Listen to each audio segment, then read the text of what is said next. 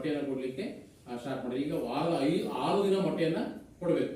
ಈ ಮೊಟ್ಟೆ ವಿಚಾರದಲ್ಲಿ ಏನಾಗಿದೆ, ಕೆಲವೊಂದು ನಮ್ಮ ಮಕ್ಕಳು ಸಾಂಪ್ರದಾಯಿಕವಾಗಿ ನಾವು ಸೋಮವಾರ ಮತ್ತು ಶನಿವಾರ ವಾರವನ್ನು ಮಾಡೋದ್ರಿಂದ ಅವತ್ತು ದಿನ ಆಲ್ಮೋಸ್ಟ್ ಎಲ್ಲ ಯಾವ ಮಕ್ಕಳು ಮೊಟ್ಟೆಯನ್ನು ತಿಳಿದಿಲ್ಲ ಅಂತ ಮಕ್ಕಳಿಗೆ ಏನ್ ಮಾಡಿದ್ವಿ ನಾವು, ಅವತ್ತು ಆಲ್ಮೋಸ್ಟ್ ನಮ್ಮ ಶಾಲೆಯಲ್ಲಿ ಯಾರು ಕೂಡ ಮೊಟ್ಟೆ ತಿನ್ನಿಲ್ಲ. ಅದಕ್ಕಾಗಿ ಸೋಮವಾರ ಮತ್ತು ಶನಿವಾರ ಬಾಳೆಹಣ್ಣನ್ನ ಕೊಡುವ ವ್ಯವಸ್ಥೆಯನ್ನು ಮಾಡಿದ್ದೇವೆ. ಕಳೆದ ವರ್ಷ ಇದೇನು ಚಿಕ್ಕಿ ಕೊಡ್ತಾ ಇದ್ವಿ. ಈ ಚಿಕ್ಕಿ ಮತ್ತೆ ಅದಕ್ಕೆ ಏನ್ ಮಾಡಿದ್ರು, ಅದು ಮಕ್ಕಳ ಆರೋಗ್ಯದ ಮೇಲೆ ಇದಾಗ್ತದೆ, ಅದು ಯಾವಾಗೂ ರೆಡಿ ಆಗಿರ್ತದೆ, ಅದಕ್ಕೆ ಶುಗರ್ ಅಂಶ ಜಾಸ್ತಿ ಇರ್ತದೆ. ನಾವು ಇಲ್ಲಿ ಖರ್ಚು ಹಾಕ್ಬೇಕಾಗಿರೋದು ₹5.20 ಮಾತ್ರ ನಮಗೆ ಸಿಗೋದು. ನಾವು ಹೊರಗೆ ತರೋದು 6.5 7 ರೂಪಾಯಿ ಆಗ್ತದೆ. ಅದು ನಾವು ಮುಖ್ಯ ಶಿಕ್ಷಕರೇ ಬಳಸೋದು. ರಾಜ್ಯ ಹಂತದಲ್ಲಿ ಬಹಳ ಒಂದು ಮುಗಿಲಾರದ ಸಮಸ್ಯೆ ಆಗ್ಬಿಟ್ಟಿದೆ. ಯಾಕಂದ್ರೆ ಮುಖ್ಯ ಶಿಕ್ಷಕರ ಜೇಬಿಂದನೇ ಈಗ ನಮ್ಮಲ್ಲಿ ಕಡಿಮೆ ಮಕ್ಕಳು ಹೋಗ್ಬೇಕು, 150 ಜನ ಮಕ್ಕಳು ಇರುವಂತಹ ಶಾಲೆಯಲ್ಲಿ ಮುಖ್ಯ ಶಿಕ್ಷಕರೇ ಮೊಟ್ಟೆ ಅನ್ನೋದು ಯಾವುದೇ ಕಾರಣಕ್ಕೂ ಶಾಲೆಯಲ್ಲಿ ನಿಲ್ಸಂಗೆ ಇಲ್ಲ, ಮೊಟ್ಟೆ ಕೊಡಬೇಕು. ಆದ್ರೆ ಪಾಪ ಮುಖ್ಯ ಶಿಕ್ಷಕರು ತಮ್ಮ ಜೇಬಿನಿಂದಲೇ ಕೊಟ್ಟು ಕೊಡುವಂಥದ್ದು. ಅದು ₹5.20 ಮೊಟ್ಟೆಗೆ, ಮತ್ತೆ 30 ಪೈಸೆ ಇದಕ್ಕೆ ಬಿಸಿ ಊಟದವರಿಗೆ ಮೊಟ್ಟೆ ಸುಲಿಲಿಕ್ಕೆ, ಇನ್ನು 50 ಪೈಸೆ ಇಂಧನ ಕೊಟ್ಟು ₹6 ರೂಪಾಯಿ ಅಂತ ಹೇಳಿದೆ. ಆದ್ರೆ ನಮಗೆ ಸಿಗೋದಿಲ್ಲ ₹5.20, ₹5 ಅಷ್ಟೇ. ಮತ್ತೆ 20 ಪೈಸೆ ಸಾಗಾಣಿಕಾ ವೆಚ್ಚ. ಇದು ಮೊಟ್ಟೆ ಸಮಸ್ಯೆ ಬಹಳ ಕೇಳ್ಪಟ್ಟಿದೆ. ಇದು ಮುಂದಿನ ದಿನದಲ್ಲಿ ಈಗಾಗಲೇ ಎಲ್ಲ ಸಂಘಟನೆಗಳು ಇದ್ರ ಬಗ್ಗೆ ಹೇಳ್ತಾ ಇದ್ದಾರೆ. ಏನು ಯಾವ್ದಾರ ಒಂದು ಸಂಸ್ಥೆಗೆ ವಹಿಸ್ಬೇಕು, ಯಾವ್ದೋ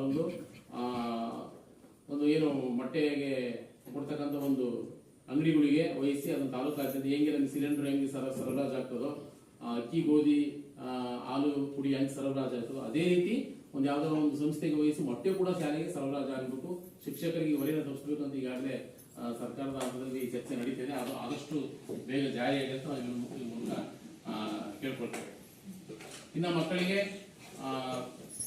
ಉಚಿತ ಪಠ್ಯಪುಸ್ತಕ ಆಯಿತು, ಸಮವಸ್ತ್ರ ಆಯಿತು, ಮಧ್ಯಾಹ್ನ ಬಿಸಿ ಊಟವನ್ನು ಕೊಡ್ತಾ ಇದ್ದೇವೆ, ಕ್ಷೀರಬಗೆ ಇದೆ, ಹಾಲಿದೆ. ಇದಕ್ಕಿಂತ ಹೆಚ್ಚಿನಾಗಿ ಅದು ಮಕ್ಕಳಿಗೆ ಒಂದು ಶಾಲೆಗೆ ಸಿಗ್ತಕ್ಕಂಥ ಸೌಲಭ್ಯ. ಅದಕ್ಕಿಂತ ಹೆಚ್ಚಿನಾಗಿ ಏನ್ ಬೇಕು, ಶಿಕ್ಷಣ ಸಲುವಾಗಿ ನಾವು ಏನ್ ಮಾಡ್ತೇವೆ, ಒಟ್ಟು ಮೊದಲ ಅವಧಿಯಲ್ಲಿ 3 ಪರೀಕ್ಷೆ ಇರ್ತದೆ, ಎರಡನೇ ಅವಧಿಯಲ್ಲಿ 3 ಪರೀಕ್ಷೆ ಅಂದ್ರೆ FA2 ಮತ್ತೆ SA1 ಮುಗಿದ ತಕ್ಷಣ ಮಕ್ಕಳಿಗೆ ಅರ್ಧ ವಾರ್ಷಿಕ ಪರೀಕ್ಷೆ ಮುಗಿದ ತಕ್ಷಣ ದಸರಾ ರಜೆ ಪ್ರಾರಂಭ ಆದ ತಕ್ಷಣ ಮತ್ತೆ ನಾವು FA3 ಪರೀಕ್ಷೆಯನ್ನ ಮಾಡ್ತೇವೆ, ಮತ್ತೆ FA4 ಅನ್ನು ಮಾಡ್ತೇವೆ, ಮತ್ತೆ ಕಡೆಗೆ SA2 ಅಂತ ಹೇಳಿ ಮಾಡ್ತೇವೆ. ಈ ಎಲ್ಲಾ ಅಂಕಗಳನ್ನು ಪರಿಗಣಿಸಿ ವಾರ್ಷಿಕವಾಗಿ ಆ ಮಗು ಎಷ್ಟು 100ಕ್ಕೆ ಎಷ್ಟು ಕಲಿಕೆಯನ್ನು ಸಾಧಿಸಿದೆ ಅಂತಕ್ಕಂಥದ್ದನ್ನ ಎರಡನೇ ಸಮುದಾಯದ ಶಾಲಕರು ಇಡೀ ಪಾಲಕ ಪೋಷಕರ ಸಮೂಹ ತಗೊಂಡ್ಬಂದು, ಮತ್ತೆ ಮೊದಲ ಸಮುದಾಯದಲ್ಲಿ ಕೂಡ ಮಗು 50 ಅಂಕಕ್ಕೆ ಇಷ್ಟು ಅಂಕಗಳನ್ನು ಪಡೆದುಕೊಂಡಿದೆ. ಮಕ್ಕಳ ಕಲಿಕೆಯನ್ನ ಪ್ರಗತಿ ಮಾಡಲು ಅಂದ್ರೆ ಅವರ ಕಲಿಕೆಯನ್ನು ಉನ್ನತಗೊಳಿಸಲು ಪಾಲಕ ಪೋಷಕರ ಸಭೆಯನ್ನು ಕರೆದು ಹಂತವಾಗಿ ಆ ಮಕ್ಕಳ ಕಲಿಕೆಯಲ್ಲಿ ಪ್ರಗತಿಯನ್ನು ಸಾಧಿಸಲಿಕ್ಕೂ ಸಹ ನಾವು ಪ್ರಯತ್ನ ಪಡ್ತಿದ್ದೇವೆ. ಈ ವಿಶೇಷವಾಗಿ ಏನಾಗಿದೆ ಅಂದ್ರೆ ಈ ಸಲ FLN ಅಂತ ಹೇಳಿ ಒಂದು ಕಾರ್ಯಕ್ರಮ ಸ್ಟಾರ್ಟ್ ಆಗಿದೆ. ಅಂದ್ರೆ ಫಂಡಮೆಂಟಲ್ ಲಿಟ್ರಸಿ ನ್ಯೂಮರಸಿ ಅಂತ ಹೇಳಿ, ಅಂದ್ರೆ ಬುನಾದಿ ಸಾಕ್ಷರತೆ ಮತ್ತು ಸಂಖ್ಯಾಜ್ಞಾನ. ಇದ್ರ ಉದ್ದೇಶ ಇರುತ್ತೆ, ಈಗ ಮೊನ್ನೆ ನೀವು ಪೇಪರ್ ಬಂದು 8ನೇ ಕ್ಲಾಸ್ ತರಗತಿ ಬಂದು ಕೂಡ ವಿದ್ಯಾರ್ಥಿಗಳಿಗೆ ಓದಲಿಕ್ಕೆ ಬರ್ತಾ ಇಲ್ಲ, ಬರಲಿಕ್ಕೆ ಬರ್ತಿಲ್ಲ. ಇಲ್ಲಿ ಮೂಲ ಸಮಸ್ಯೆ ಏನಾಗಿದೆ ಅಂದ್ರೆ ಶಿಕ್ಷಕರಿಗೆ ಕಲಿಸೋದಕ್ಕಿಂತ ಹೆಚ್ಚಾಗಿ ಈ ರೀತಿ ಆಡಳಿತಾತ್ಮಕ ಹೊರೆಗಳೇ ಹೆಚ್ಚು. ಮೊಟ್ಟೆ ಕೊಡು, ಬಿಸಿ ಊಟ ಕೊಡು, ಈ ರೀತಿ.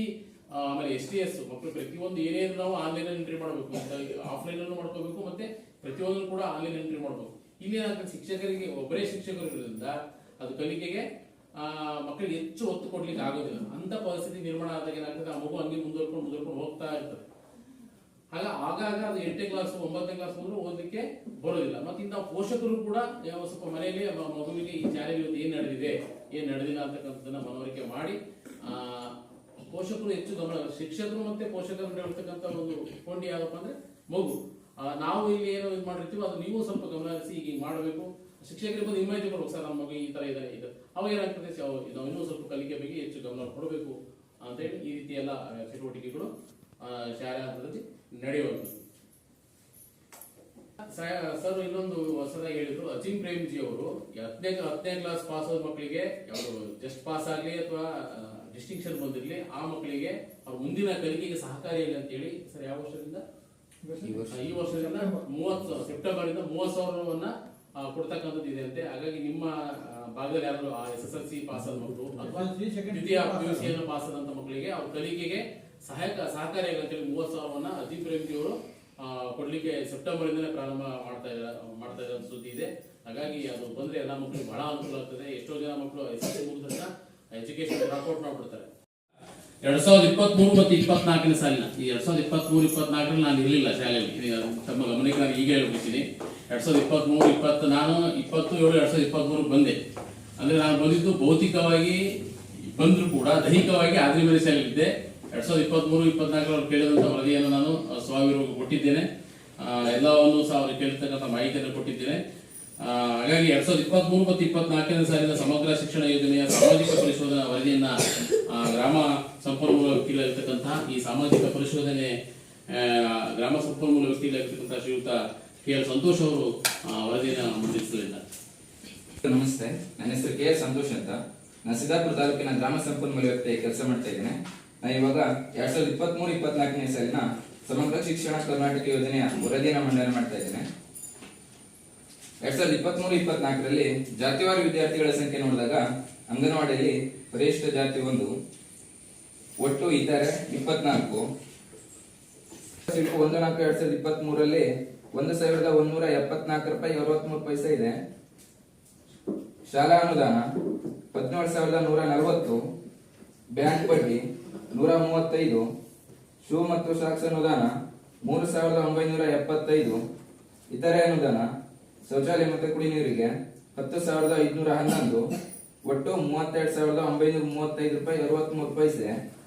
ಅದೇ ರೀತಿಯಾಗಿ 2023-24ರಲ್ಲಿ ಬಳಕೆಯಾದಂತ ವಿವರ ನೋಡಿದಾಗ ಶಾಲಾ ಅನುದಾನ 12,500, ಇತರೆ ಅನುದಾನ 4,640, ಶೌಚಾಲಯ ಮತ್ತು ಕುಡಿ ನೀರಿಗೆ ಖರ್ಚಾದದ್ದು 10,511, ಶೂ ಮತ್ತು ಸಾಕ್ಸ್ ವೆಚ್ಚ 3,975, ಒಟ್ಟು 31,626. ಅಂತಿಮ ಶಿಲ್ಪು ನೋಡಿದಾಗ 1/4/2024ಕ್ಕೆ 31/3/2024ಕ್ಕೆ 1,390 ರೂಪಾಯಿ 63 ಪೈಸೆ. ಅದೇ ರೀತಿಯಾಗಿ ಸಾಮಾಜಿಕ ಪರಿಶೀಲನೆ ವೇಳೆಯಲ್ಲಿ ಕಂಡು ಬಂದಂತ ನ್ಯೂನತೆಯನ್ನು ನೋಡಿದಾಗ ಸದರಿ ಶಾಲೆಯ ಪರಿಶೋಧನೆಯ ಸಂದರ್ಭದಲ್ಲಿ ಪ್ರಥಮ ಚಿಕಿತ್ಸಾ ಪೆಟ್ಟಿಗೆ ಇಲ್ಲದಿರುವುದು ಕಂಡು ಬಂದಿರುತ್ತದೆ. ಅದೇ ರೀತಿಯಾಗಿ ಶಾಲಾ ಸುರಕ್ಷಾ ಪ್ರತಿಜ್ಞೆಯನ್ನು ಶಾಲಾ ಆವರಣದ ಪ್ರಧಾನ ಸ್ಥಳದಲ್ಲಿ ಪ್ರದರ್ಶಿಸದೇ ಇರುವುದು ಸಾಮಾಜಿಕ ಪರಿಶೋಧನೆಯ ವೇಳೆ ಕಂಡು ಬಂದಿರುತ್ತದೆ. ಅಡುಗೆ ಸಿಬ್ಬಂದಿ ಎಫ್ರಾನ್ ಮತ್ತು ಶಿರವಸ್ತ್ರ ಧರಿಸದೇ ಇರುವುದು ಸಾಮಾಜಿಕ ಪರಿಶೋಧನೆಯ ವೇಳೆ ಕಂಡು ಬಂದಿರುತ್ತದೆ. ಸಲಹೆ ಪೆಟ್ಟಿಗೆ ಇಲ್ಲದಿರುವುದು ಸಾಮಾಜಿಕ ಪರಿಶೀಲನೆ ವೇಳೆ ಕಂಡು ಬಂದಿರುತ್ತದೆ. ಅದೇ ರೀತಿಯಾಗಿ ಸಾಮಾಜಿಕ ಪರಿಶೋಧನೆಯಲ್ಲಿ ಕಂಡು ಬಂದಂತಹ ಪ್ರಮುಖ ಅಂಶಗಳನ್ನು ನೋಡೋದಾದ್ರೆ ಶಾಲಾ ಕಟ್ಟಡ ದುರಸ್ತಿ ಅಥವಾ ನೂತನ ಕಟ್ಟಡ ಮಂಜೂರಾತಿ ಅವಶ್ಯಕತೆ ಇರುವುದನ್ನು ಶಿಕ್ಷಕರು, ಪಾಲಕ ಪೋಷಕರು, ಸಮುದಾಯದವರು, ವಿದ್ಯಾರ್ಥಿಗಳು ಸಂದರ್ಶನದ ವೇಳೆ ತಿಳಿಸಿರುತ್ತಾರೆ. ಮಕ್ಕಳಿಗೆ ಕುಳಿತುಕೊಳ್ಳಲು ಡೆಸ್ಕ್ ಮತ್ತು ಬೆಂಚ್ಗಳ ಅವಶ್ಯಕತೆ ಇರುವುದನ್ನು ವಿದ್ಯಾರ್ಥಿಗಳು, ಶಿಕ್ಷಕರು, ಪಾಲಕ ಪೋಷಕರು, ಸಮುದಾಯದವರ ಸಂದರ್ಶನ ವೇಳೆ ತಿಳಿಸಿರುತ್ತಾರೆ. ಮಕ್ಕಳ ಕಲಿಕೆಯನ್ನು ಬಲವರ್ಧಿಸಲು ಸ್ಮಾರ್ಟ್ ಟಿವಿ ಮತ್ತು ಕಂಪ್ಯೂಟರ್ ಅವಶ್ಯಕತೆ ಇರುವುದನ್ನು ಶಿಕ್ಷಕರು, ವಿದ್ಯಾರ್ಥಿಗಳು, ಪಾಲಕ ಪೋಷಕರು, ಸಮುದಾಯದವರ ಸಂದರ್ಶನ ವೇಳೆ ತಿಳಿಸಿರುತ್ತಾರೆ.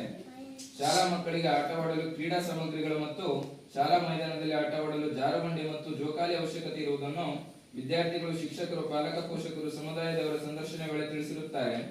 ಶುದ್ಧ ಕುಡಿಯುವ ನೀರಿನ ಅವಶ್ಯಕತೆ ಇರುವುದನ್ನು ಶಿಕ್ಷಕರು, ವಿದ್ಯಾರ್ಥಿಗಳು ಸಂದರ್ಶನದ ವೇಳೆ ತಿಳಿಸಿರುತ್ತಾರೆ. ಈಗಾಗಲೇ ಭಾಗಶಃ ಕಾಂಪೌಂಡ್ ಇದ್ದು ಇನ್ನುಳಿದ ಭಾಗಕ್ಕೆ ಕಾಂಪೌಂಡ್ ಪೂರ್ಣಗೊಳಿಸುವಂತೆ ಶಿಕ್ಷಕರು, ವಿದ್ಯಾರ್ಥಿಗಳು, ಪಾಲಕ ಪೋಷಕರು, ಸಮುದಾಯದವರ ಸಂದರ್ಶನ ವೇಳೆ ತಿಳಿಸಿರುತ್ತಾರೆ. ಶಾಲೆಗೆ ರಂಗಮಂದಿರದ ಅವಶ್ಯಕತೆ ಇರುವುದನ್ನು ಪಾಲಕ ಪೋಷಕರು, ಶಿಕ್ಷಕರು, ಸಮುದಾಯದವರು ಸಂದರ್ಶನ ವೇಳೆ ತಿಳಿಸಿರುತ್ತಾರೆ. ಗ್ರಂಥಾಲಯಕ್ಕೆ ಪುಸ್ತಕಗಳ ಅವಶ್ಯಕತೆ ಇರುವುದನ್ನು ವಿದ್ಯಾರ್ಥಿಗಳು, ಶಿಕ್ಷಕರು ಸಂದರ್ಶನದ ವೇಳೆ ತಿಳಿಸಿರುತ್ತಾರೆ. ಶಾಲೆಗೆ ಹೈಟೆಕ್ ಶೌಚಾಲಯ ಅವಶ್ಯಕತೆ ಇರುವುದನ್ನು ವಿದ್ಯಾರ್ಥಿಗಳು, ಶಿಕ್ಷಕರು ಸಂದರ್ಶನ ವೇಳೆ ತಿಳಿಸಿರುತ್ತಾರೆ. ಶಾಲೆಗೆ ಪೇಂಟಿಂಗ್ ಅವಶ್ಯಕತೆ ಇರುವುದನ್ನು ಪಾಲಕ ಪೋಷಕರು, ಸಮುದಾಯದವರ ಶಿಕ್ಷಕರು ಸಂದರ್ಶನ ವೇಳೆ ತಿಳಿಸಿರುತ್ತಾರೆ. ಮಕ್ಕಳಿಗೆ ವಿಜ್ಞಾನ ಕಿಟ್ಗಳ ಅವಶ್ಯಕತೆ ಇರುವುದನ್ನು ಶಿಕ್ಷಕರು ಸಂದರ್ಶನ ವೇಳೆ ತಿಳಿಸಿರುತ್ತಾರೆ. ಮಕ್ಕಳಿಗೆ ಕೈ ತೊಳೆಯಲು ವಾಶ್ ಬೇಸಿನ್ ವ್ಯವಸ್ಥೆ ಅವಶ್ಯಕತೆ ಇರುವುದನ್ನು ವಿದ್ಯಾರ್ಥಿಗಳು, ಶಿಕ್ಷಕರು ಸಂದರ್ಶನ ವೇಳೆ ತಿಳಿಸಿರುತ್ತಾರೆ.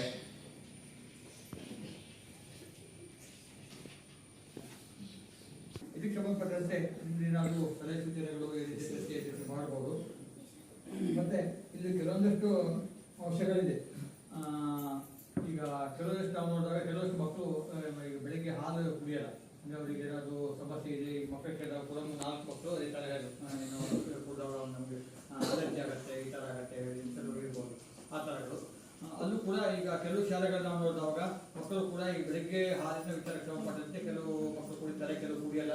ಆದರೆ ಮನೆಯಲ್ಲಿ ನೋಡಿದಾಗ ಈಗ ಏನಿದೆ ತಾಜಾ ಹಾಲನ್ನು ಕೊಟ್ಟಾಗ ಎಲ್ಲ ಮಕ್ಕಳು 99% ಮಕ್ಕಳು ಕುಡಿತಾರೆ. ಅದು ನಮಗೆಲ್ಲ ಗೊತ್ತಿದೆ. ಬೇರೆ ಒಬ್ಬಿಬ್ಬರು ಮಕ್ಕಳು ಹಾಲನ್ನೇ ಮುದ್ದೆ ಮಕ್ಕಳು ಇದ್ದವರು ಬಿಟ್ಟರೆ ಇಲ್ಲಿ ನೋಡಿದಾಗ ನಮಗೆ ಒಂದು 60-70% ಮಕ್ಕಳು 80% ಮಕ್ಕಳು ಕುಡಿತಾ ಇದ್ದಾರೆ. ಹಾಗಾಗಿ ಅಲ್ಲೂ ಕೂಡ ನಾವು ಕೆಲವು ನಮ್ಮ ಶಾಲೆಗಳ ಪಾಲಕರ ಸಮುದಾಯದಿಂದ ಕೆಲವು ಚರ್ಚೆ ಕೂಡ ಆಗಿದೆ. ಇದು ತಮ್ಮ ಒಂದು ಅನಿಸಿಕೆ ಇರ್ಬೋದು ಅಂದ್ಕೊಂಡಿದ್ದೀವಿ. ಅಂದರೆ ಈಗ ಲೋಕಲ್ ಆಗಿ ಸಿಗುವಂಥ ಹಾಲು ಇರಲಿ ಅಥವಾ ಡೈರಿ ಹಾಲು ಏನಿದೆ ಅದು ಆ ಒಂದು ಶಾಲೆಗೆ ನಾವು ಅಲ್ಲಿಂದ ಸಪ್ಲೈ ಮಾಡಿದವಾಗ ಅಲ್ಲಿ ಜಾಸ್ತಿ ಸಂಖ್ಯೆಯ ಮಕ್ಕಳು ಹಾಲು ಕುಡಿಬೋದು ಹಾಲು ಈ ಥರ ಕೂಡ ಇದೆ. ಅದು ಕೂಡ ಈಗಾಗಲೇ ಕೆಲವು ಶಾಲೆ ಸಭೆಗಳು ಕೂಡ ಚರ್ಚೆ ಆಗಿದೆ. ಅದು ಕೂಡ ಒಂದು ಒಳ್ಳೆಯ ವಿಷಯ. ಯಾಕಂದ್ರೆ ಇನ್ನು ಲೋಕಲ್ ಆಗಿ ಡೈರಿ ಏನಿರುತ್ತೆ ಆಲ್ಮೋಸ್ಟ್ ಎಲ್ಲ ಕಡೆ ಇರುತ್ತೆ. ಆ ಒಂದೇ ಆದಂಥ ಬೇರೆ ಬೇರೆ ರೂಢಗಳನ್ನು ಇಟ್ಕೊಂಡಿದ್ದಾರೆ. ಮಧ್ಯಾಹ್ನ ಊಟ ಸಮಯದಲ್ಲಿ ಅಥವಾ ಪ್ರೇಯರ್ ಇದು ವೇಳೆಯಲ್ಲಿ ಅಥವಾ ಶಾಲೆ ಬಿಟ್ಟ ನಂತರ ಮನೆಗೆ ಹೋಗುವಂಥ ಸಂದರ್ಭಗಳಿರಲಿ ಅಥವಾ ಪ್ರಾರ್ಥನೆ ಮಾಡುವಂಥದ್ದು, ಶ್ಲೋಕ ಇರುವಂಥದ್ದು ಅಥವಾ ಮಗ್ಗಿ ಇರುವಂಥದ್ದು ಅಥವಾ ರಸಪುಸ್ತಕ ಇರುವಂಥದ್ದು. ಮತ್ತು ಕೆಲವು ಶಾಲೆಗಳಲ್ಲಿ ವಾರದ ಒಂದಿನ ಏನಿದೆ ಅಥವಾ ಶುಕ್ರವಾರ ಮಂಗಳವಾರ ಈ ಥರ ದಿನಗಳದ್ದು ಒಂದು ಶಾರದಾ ಪೂಜೆಯನ್ನು ಮಾಡಿ ಸ್ಮೃತಿಸಿ ಒಂದು ಮಾಡುವಂಥದ್ದು ಕೆಲವು ಶಾಲೆಗಳನ್ನು ನೋಡಿದ್ವಿ. ಅದು ಒಂದು ಯಾಕೆಂದ್ರೆ ಅವರಲ್ಲೂ ಕೂಡ ಒಂದು ವಿದ್ಯಾಭ್ಯಾಸ ಸಂಬಂಧಪಟ್ಟಂತೆ ಒಂದು ಅವರಿಗೆ ಒಂದು ಭಾವನೆ ಬರಲಿಕ್ಕೆ